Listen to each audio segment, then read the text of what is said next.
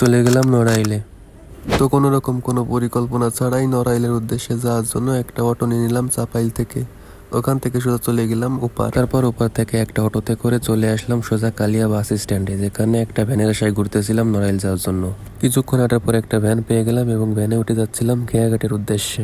এইখানে যে নদীটা দেখা যাচ্ছে, এই নদীটা পার হয়ে মূলত যাওয়া লাগবে ওপারে গন্তব্যস্থলে যাওয়ার জন্য, যেখানে যেতে কমপক্ষে 2 থেকে 3 বছর সময় লাগতেই পারে।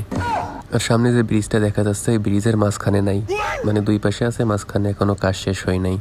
আর কিছুক্ষণের মধ্যে আমার উড়োজাহাজটি আমাকে উড়িয়ে নিয়ে আসলো সেই খেয়াঘাটে। আর খেয়াঘাটে এসে দেখলাম খেয়াটি আছে নদীর ওই পারে।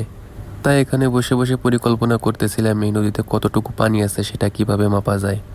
আর দীর্ঘ 15 বছর অপেক্ষা করার পর চলে আসলো সেই বুলেট বিমানটি, যেটা আমাকে নদীর ওই পারে নিয়ে যাবে, নদীর ওপরে ভাসাতে ভাসাতে। আর বিমানের উপর বসে বসে ভাবতেছিলাম বিমানটি যাওয়ার কথা পানির নিচে দিয়ে, কিন্তু পানির উপর দিয়ে যাচ্ছে কেন? আর চারিদিকে শুধু পানি আর পানি, কোনো ঘাস পাচ্ছিলাম না খুঁজে নদীর ভিতরে। আর এগুলো ভাবতে ভাবতেই চলে গেলাম গন্তব্যস্থলে।